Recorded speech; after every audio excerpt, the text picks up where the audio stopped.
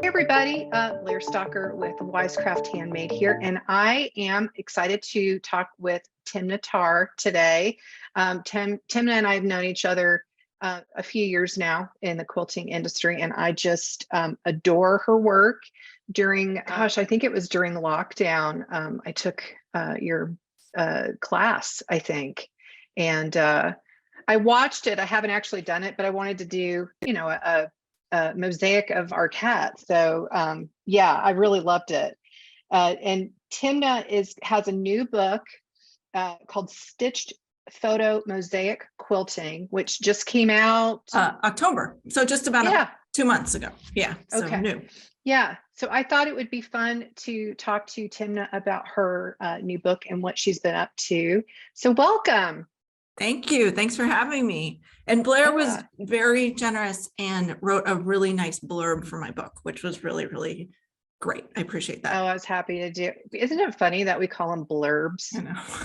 It's such a highly technical term. Well, it's funny. I just got asked to write one, and I've been thinking about it all morning, and I don't know what to say. Like, I really like the book. Like, I really like it. Yeah. And I don't know what to say that makes it interesting. Like, I know you feel like you have to put so much in just a couple of lines to really get the feel. Well, I really did love your book. I was excited to get an advanced peek at it because it's such a fun process. So tell us, first of all, you just moved. Is that right? Yeah, I moved about a year ago. And a year ago. Okay. Yeah. So we moved houses a year ago. We ended up moving just within the same town. I bought my brother's house. So we moved from an old 1860s farmhouse into New England, a new 1989 ranch. It's much bigger house, much newer. But the good news about it is I could move my studio into the house. So I moved my studio in August. So I was in the house for about 6 months before I moved the studio. Because you always had a studio close by, but not in your house. Well, I actually had it in my house for about 20 years. And then I moved into another building, just like a mile from my house, because I had outgrown our old house, our whole house was a studio. So I moved into a studio building, which was great, but I missed working from home. I missed like my husband currently has COVID. And so I'm not sure I should be going to the studio right now. So, I just continued working and it's no problem. It's great. Yeah. You got everything there when you need it. Yeah. Yeah. And I'm working in my pajamas and I'm working at night, like things I wouldn't necessarily be doing otherwise. Well, what's funny is that as I've gotten older, I used to joke, I'm like, I wish I could pull not all-nighters, but late nights like I used to when I had deadlines and things. And I've always just been like, nah, I can't do that. But honestly, it's like when the weather's cold and it's dark at 4 p.m. after we eat dinner, sometimes I get a burst of energy. And so I'll come in here and work a little bit longer. I kind of like that flexibility. I do too. And you know what? I find I sew more at night because I'm not worried about my emails coming in or the businessy things that I have to do. Cause I try and keep that in the daytime. So I'm actually doing more of my own creative work at night, which is, I've been missing that. So that's good. I know. It's funny when you start to run your own business, you have to carve out times to be creative. I mean, I'm grateful for all of it, but sometimes I'm just, I love to I don't know, watch a true crime documentary all day long and just sew. Right. And it's just, I tell people all the time, I just recently bought a new sewing machine, and I didn't buy the machine that I really wanted because I couldn't quite justify the expense, only because I spend so little time sewing these days, which is ridiculous. Isn't it crazy? Yeah. Well, tell us about your new book. I want to hear the process of when it started and how you kind of focused in on what it's about. Sure. So I will tell you, I was cleaning out my email box this week and I found my first contact with a publisher about writing a book was from 2013. Oh my So gosh. that was the first time I kind of thought about the process, and then the company reorganized and it fell through. And then I found another one in 2014, a different company, a different publisher, and another one in 2015. So I've been thinking about Wow. writing a book for a long time. It just didn't work out. But this one, I was contacted in the spring of 2021, asking if I wanted to write a book. And I said yes, because I knew exactly what I wanted to do this time. Like, I was pretty clear that it was this stitched mosaics technique that I do. And what I do is I take an image, a photograph, and you can use it to make your own quilts. And so I'd done an online class and I taught it live. So I knew the structure of the book and how I would lay it out. So that made it a lot easier, like the process of writing it. What am I going to, so that was in spring of 2021. The book was finished right before we moved in December of 21. So it was a pretty fast. That was fast. Yeah, but it was okay because it was still kind of COVID. So I wasn't traveling like I do usually, and I had more time at home and could really work on it. Yeah, it's interesting. As fast as social media and things seem to move these days, the process of writing a book, even when it seems fast, still takes time. It's a slow process. Yeah.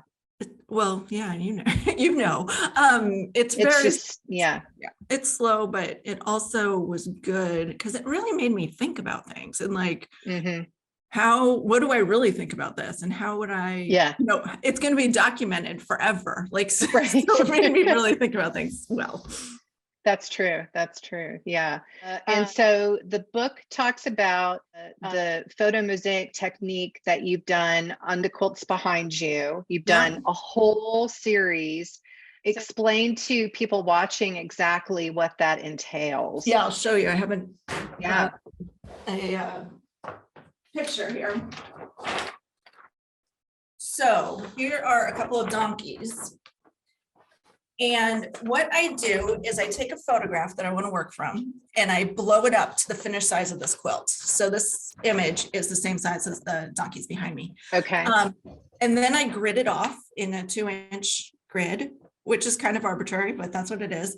And within I just make one square and it's prepared edge applique. So on this one, let's look at this one to be easier. So I'll applique a piece of brown fabric onto a background. And then over here, I'll do a white fabric on a brown fabric on a background. And so then I can just sew the squares together. Yes. And you're using, for those fabrics within those squares, you're using prints or solids, or do you use both sometimes in the same little square? Or I'll use whatever works. So what I'm doing is like just looking at which fabric is going to replicate the texture and the color of what I'm working on. So I tend to use a lot of prints because I like the way I do use a lot of prints because I like the way they mush together, and you can make color transitions with prints that you can't with solids. So the chickens behind me have mostly prints within the chickens, but the background, I was very intentional in keeping them solid because I wanted it to be more. You wanted the contrast. I love that the chickens. I mean, I love them both, but doing value-based scrappy quilting, I've done, I usually use prints too. And I think it's almost like it creates sort of like the watercolor quilting effect as you transition from one print into another print. So I understand what you're talking about. And I find scrappy value quilts harder to compose, maybe for that reason. I can still do it. It's not as intuitive for me. Like, I really have to plan it out a little bit more. Well, that makes sense because when you use solids, it's like a really harsh line between value and prints. You don't have that delineation in the same way. You don't. I mean, looking at the two behind you, it's pretty clear to see. I mean, both are really nice effects, but they're different. The background of the chickens versus the donkeys. Yeah, I love them. And so you've done a whole series of quilts using these techniques, right? You did a whole Yeah, I did a whole series of 12 barnyard animals, and they were all, 38 inches or 40 inches in size. So I conceived them so that they would hang together in an exhibit. So I made sure they were all the same size, all very prominent, like the face The face, yeah. fills the frame. Yeah, so I did those, and it turns out that people liked them, because people like animals. And they did hang together at a couple of venues, which was really Yeah. awesome. They're really, I mean, they're so expressive, the faces when they're kind of blown up like that and prominent. I love you're able to capture that really nicely. I'm sure some of the 2-inch squares that you compose probably are pretty fiddly when you start like getting into like the transitions between the facial features and the background. Yeah. Where the fiddly things happen is around the eyes, like getting that to work. And I'm looking at the donkeys now to see where it was really fiddly. Hair, super fiddly, like those little spiky things at the top of their heads. But it's around the eyes. I'm going to grab something off my wall real quick. Yeah. So I've done a couple of portrait quilts of people, and they're really hard. I bet. But here are some of the rejects blocks that I didn't use because the color wasn't right or the value wasn't right. And these are all like mostly cheeks and faces. Really? Yeah. So I think they're really, and I'm keeping them because I like the shapes within each of these squares. And I'm going to do something. Me too. I'm not sure what I'm going to do, but like this one's my favorite, I think. I love them because it's kind of like some abstract little composition neatly in a little 2-inch square. I love that. Yeah, me too. So yeah, something will happen with these someday. So we'll see what happens with those. Yeah, I know. I remember first noticing your work. Now I noticed this may have been before the mosaics, but you were doing like a lot of string quilting, and I just thought your use of color and how you transitioned colors throughout something like a string quilt or something like that. I thought it was really a nice palette. You have a good intuitive sense of color. And I think that is sometimes a creative block for a lot of quilters. So do you have tips that you share to get people more comfortable just playing with color and experimenting with color? Yeah. So first of all, I don't think I'm intuitively good with color. I think it's a lot of practice. Yeah. And I think everybody can be better with color if they're not afraid to practice. So there's a couple, well, first of all, the first thing I think was my best like schooling is I was a long armor. And so I did that for about 15 years. And so when you lay your thread out on a quilt to see if it's going to blend or contrast, that was such a good color schooling for me. I learned a lot about how color interacts just by looking at thread and how it works with fabric. So that's a really easy thing to do, is just take your spools of thread and lay them out and see what like the dark gray looks like on different fabrics, or what the taupe looks like. But the other thing that I think is way more doable and important, don't be afraid of wasting fabric. Like cut it up, sew it together. If it doesn't work, it's okay. You can, I know, and I know I shouldn't say this. You can throw it away. You can make something else with it. It's part of it's part of your tools and your learning. So as soon as I stopped being conservative about fabric, like making sure to get every single inch, it really opened things up. Yeah. I agree with you 100%. I think we're so precious with fabric sometimes that I talked with somebody about the dilemma that some quilters have when they get like a fat quarter set from their favorite designer or things like that. They're almost afraid to break it up. And so they end up not doing anything with it. And, somebody brought up the point, well, at that point, you have to decide if you're a quilter or if you're a collector. If you just collect the fabric. Yeah, you have to be willing to pull from different fabrics and possibly not like what you come up with Right. to figure it out. Yeah.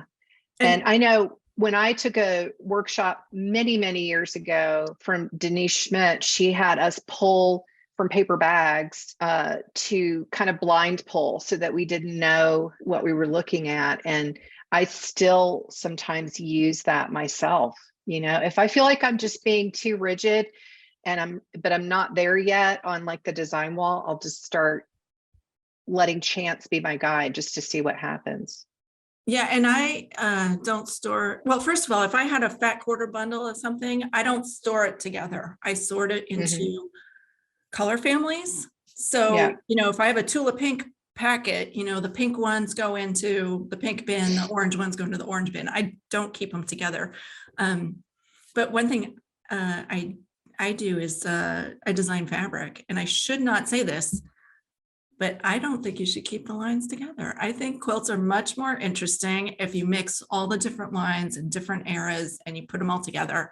The quilts made from just one line look like they're made from one line, and they're not as I interesting. know. I totally agree with you. Yeah, I agree with that because I think that when you break it all up, that when you start pulling fabrics for a composition, you become the designer versus using the designer's line in a quilt, pattern or something. That's a really interesting way to think about it. I like that a lot. Well, and I think that that's scary for some quilters. It's like and like one of the things that we talk about in my membership that we're doing is dividing fabrics into light and dark values, like your prints or your solids. And I think sometimes it's you have to sort of nudge yourself into trusting that not every dark has to be the same darkness as the others, and the same with the light, because that's when you create really interesting compositions like what you've done behind you. Right. I totally agree. I teach some beginner classes, and someone came in a couple of weeks ago and said, like, but this is a light fabric. And I was like, well, yes, but when we put it next to this light fabric, it's not a light fabric. It's your medium. Not a light fabric. But in a whole scrappy quilt, yes, it'll be the light, like. Right. Yeah. Right. So what kind of, when you're fabric shopping to maybe add some fabrics to your stash, which we never do. It's not fun to shop for fabric at all. But anyway, what kind of fabrics do you look for as far as prints or solids when you're looking at fabrics and thinking, could I use that in a future mosaic quilt or something like that? So I'll tell you how I used to buy fabrics and how I buy them now. So I used to buy like big, bold prints, which I love. But it turns out I don't use them as much as I think I do. So I tend to buy more calico-y kind of prints these days, things that are smaller in scale, or have a good ombre effect, or I really love novelty fabrics. So I buy a lot of really goofy novelty fabrics, and you'll see them in my quilts. Like I hide them inside the quilt. I only buy a third of a yard or a quarter of a yard at a time. So I have a lot of variety in my stash, but I don't have very much of anything. So if I need a backing or binding, I might have to go buy it or I'll use something wacky on the back which is fine. I think sometimes it's better just to not keep so much fabric because you have to figure out where you're going to house all that. Right. And then B, I don't know about you, but if I have a fabric for too long, sometimes I don't like it as much, or sometimes I realize, gosh, I bought 3 yards and it didn't work. It just doesn't do is a lot. It's a lot. Yeah. Yeah. So I'm with you. My aunt, go ahead. She used to have a crafting business where she made like craft show kind of crafting things. And she lives in Nebraska. She hasn't done it for maybe 10 or 15 years. So I was just there and she had me go through her studio and pull fabric. And I brought 20 pounds worth of fabric home with me, which is a lot of fabric. But, it's old fabric, it's 15 years old, 10 years old. And it turns out it's perfect for my mosaics because I told her it was inoffensive fabric. It was like mottled blue, mottled Yeah. green. It was just very kind of boring fabric, but really useful fabric for this kind of stuff. Yeah, I agree. And you said you're cutting 2-inch squares? I'm cutting 2.5-inch squares. 2.5-inch squares, Yeah. so they finish it too. Yeah. So I think that is, there's a quilt that I made in my book where the idea was if you cut 2, and I think I did 2.5-inch square, or I may have even done 2 squares or 2-inch squares. But when you get that small, it sort of like gives you lots more possibilities because you're not focused on the print. You're kind of focused on the effect it has within the composition. Exactly. So I tell people, it's like, even if you've got like an ugly, what you think is like not a very pretty fabric, sometimes, by the time you make a composition like yours or a scrappy value quilt, you actually wish you had more of it because it's like the perfect color or the perfect effect. It's so true. I'm looking at some of these fabrics in these ugly blocks, which even though I didn't use them, I did use them in other places in the quilt. Like, I don't love this batik, but it's perfect for people with my skin tone for the shadows, like, in here. It is. Like, I used it so much. And when I say it on the bolt, I'm like, it's not, doesn't do anything. When you see this much of it, it's way different than when you see this much of it. Right. Are you teaching at QuiltCon? No. Next year? No. Okay. But you teach, are you traveling to teach right now, or are you doing everything on Zoom? I'm traveling a lot. I'm doing very few Zoom workshops. I'll do some lectures on Zoom, which I really like that process. Yeah. But yeah, I am traveling, and next year I'm traveling. I said I wasn't going to travel more. at all, and it turns out I'm going a lot of places, which is fun. Wow. Which is fun. I mean, I always say I do like Zoom lectures, and I tell the guilds, it's like I can show you a lot more quilts and I don't have to lug them on an airplane, which is awesome. Right. I know, because I always tell people, I'm like, had I known I would have to travel with all of these quilts, I probably would have made them a lot smaller to begin with. And you know what? My quilts I make now are a lot smaller than my older quilts.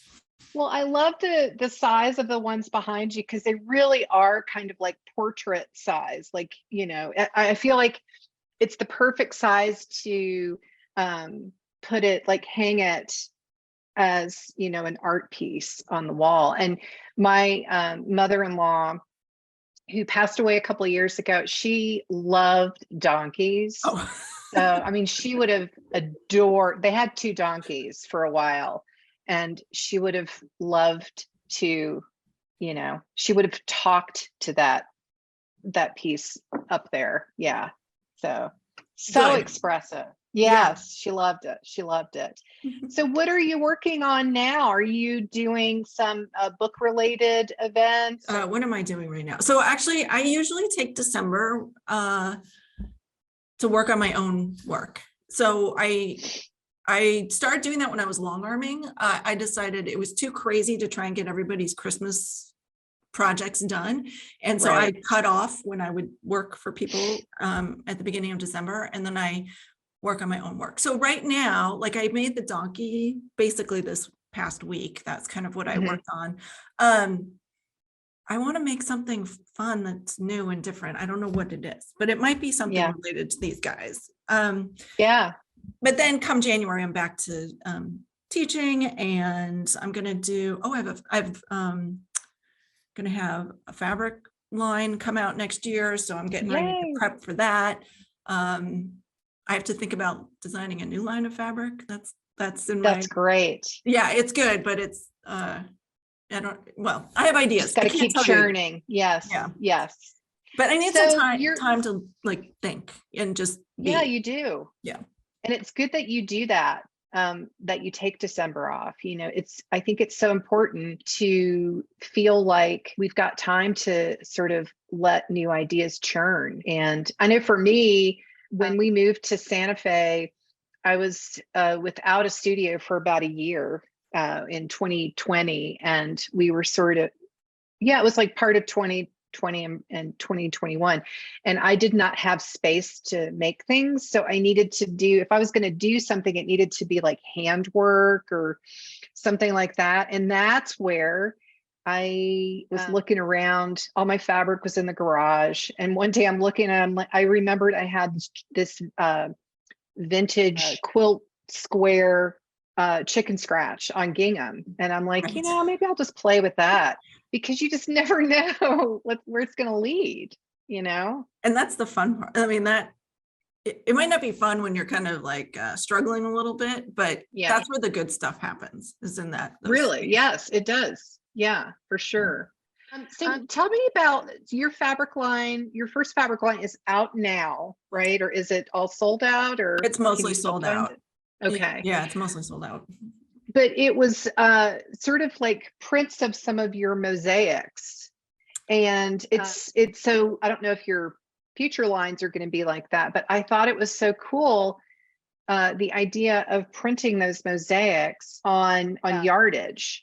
So did you have, what was your end use in mind when you were designing that? Like, what were you thinking? How could it be used? I was thinking there'd be a lot of baby quilts. And that's kind of Yeah. what it's turned out to be, is people would cut out Yeah. the animals. I think they were 10 inches and then put borders on them and made baby things. And they're really cute for that kind of result, like that's what they are. I'll show you what the next one is, because I've got the color card here. So it's based on the chicken quilt. It's called, wow, okay. The line is called Zooming Chickens. So it's a panel of the chicken. Wow. Yeah. And then coordinating, so those chickens are going to be, I can't remember right now, 7 inches. 7 inches square. Yeah. And then little 4-inch ones. Oh, wow. And then, Great. feathers and eggs. Feathers. Some more chicken wire. Chicken wire. So it's all chicken. That's great. So yeah, I love that. Yeah, it'll be out in the shops in maybe June, in the spring. June. Okay. Yeah. Another industry that is a slow process. I started like talking about this line like 14 months ago or 15 months ago. Like it takes a long time. Yeah. Well, like I always tell people who ask me about writing a book and they think they have an idea. And I always tell them, I'm like, if you think you have an idea for a book or something like a fabric line, make sure it's something that you enjoy talking about 2 years later. Because you will either get really sick of it, or you'll be really well versed in how to talk about it in 2 years. It's exactly true. Exactly true. Yeah. Like yeah. So you teach online. I know I took one of your online classes, which I enjoyed very much. So tell everybody, where can we find those and what kind of classes are they? Sure. So they're on Creative Spark, which is the C&T Publishing's online platform. And so I think I have 5 classes up, and they are the stitch mosaic. So it's kind of just like the very basics on how to do this technique. I have one on map quilts, making map quilts, and a couple of scrappy classes, one on string quilts and one on another scrappy technique that I call strip sandwiches, and one on making circles. It's like 5 or 6 ways to make applique circles. So you can make that's great. Figure out the way that works best for you. So they're that all sounds great. And so it's on Creative Spark, you said? Correct. Is that the website? Yeah, it's like, if you just Google Creative Spark, you'll find it. I don't know what the name of it is. Yeah, we'll include links in the description. Your map quilts were something that you've done for a long time. And tell us about those, because I love those too. Well, I've always loved maps and like maps and have them on my walls, they're part of my decor. So I saw a map of my neighborhood and where my studio was, and it was just so graphically interesting. I thought, how can I make this into a quilt? And so I ended up just basically reproducing the original map in fabric. And then I became obsessed, and I make all sorts of maps, mostly of where I'm living and where I spend time. It's like I'm exploring my own environment by making these same quilts over and over, or the same locations over and over in fabric. It's my favorite class to teach live too, because people come in with their own maps, like what is important to them. And there's always great stories, and it's just like, it's my favorite class to talk about. And maps, you're right. They're so graphic. And what's interesting is, as you were talking about it, those little 2.5 inch blocks, those are like tiny little map-like compositions, right? I know. That's so cool. Yeah, it's weird how all those things are like percolating in your brain and you don't see it. I know. Later. Yeah. So you can make map quilts for dollhouses. I don't know if I'm that intense. No, but I love your map quilts, and you've been doing those for many years, right? I think that's what I first saw of yours. It could have been, because that's kind of what the first sort of stuff that was like at QuiltCon, that was the first thing of mine that they accepted. And so that's maybe where What are some things that you can share about, like, what kind of creative pep talk things can you share for people who are quilting and they want to experiment with color, but they're not really sure, and or maybe composition? How do you get people thinking in your workshops? I'm very much a person like, just sew it. Just put it together. Sew it. It does not matter. You don't have to make a masterpiece.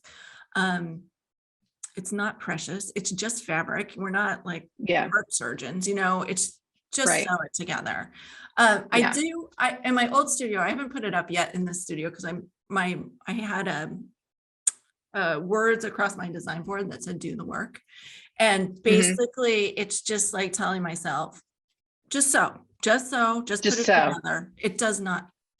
It doesn't have to be precious. The other thing is, when I was at Quilt Market this year, when Quilt Market is the industry trade show, so it's all the people who are trying to sell things, and they're the business part of the quilting. Right. And I was talking to my best quilting friend on the phone. I was like, "Oh, I hate this. I hate how it's all about money and all business." And she said to me, and this is my new motto for 2023. She said, "Have fun despite the ambition." And I thought that just sums it up. That's great. Just have fun. That's great. Matter. Yeah. Not everything has to be perfect, a saleable workshop. It's like a lot of times I will not think about doing other non-quilt related things because I'm like, I need to work, or blah blah blah, or whatever I tell myself in my head. And we have 2 dining room chairs that my husband's had, I think, since he was in college, and I just really like them, but they are literally like, the upholstery is just falling apart. And I've always had like kind of an interest in upholstering. I don't know why. It's just sort of a random thing. I mean, it does involve fabric, I guess. And I bought myself a class, and I'm like, you know what? I'm going to reupholster these chairs next year. Great. And they could be a disaster. I don't think they will, but I have to remember, it's like, if I spend a day in my studio reupholstering a chair, you'd be so happy. I know. So I'll share what they look like. It could be a disaster. I think it's going to be okay. We'll see. But I think sometimes that's such a good motto. And I think sometimes we put a lot of pressure on ourselves, whether you have a quilting business or whether you just are making for somebody. Right. We put a lot of pressure on ourselves, like to make perfection. And I've always been of the mindset of, I think it's important to see the hand in the work. And it's funny because my hand in my work for my quilts, it's funny because it is very consistently wonky, like from quilt to quilt. So there are some, and I think there's a little bit of a charm factor to that. I It's agree. like, I agree. my binding corners, if they're not quite right, they're always very similar to the last quilt that wasn't quite right. And I think that sometimes we put so much pressure on ourselves to, if I can't make it the way I envision it, I'm going to need to take more classes to get to that skill level. And I need to save my fabric to get to that perfect quilt. And it's just so much more satisfying and joyful to just, to make. I love that. That's a great expression. So I think, I might have to adopt that too. I don't know. Yeah, feel free. Yeah. I don't know how Linda feels about it, but I'm sure she'll be fine. Yeah, but yeah, I think that your work is so inspiring, and I know that we're going to continue our conversation in the membership and talk a little bit about how you store fabric and how you sort of set up your studio. But I will have all of Timna's links and a link to her new book in the description box. Leave a comment if you have questions. And thank you so much for joining us. It was fun. This is our second interview. We need to make this like a yearly thing. I'm in, but thank you. Thank you for having me. Thanks for always being supportive. I really appreciate it. Yes. Yes. Thanks, Timna.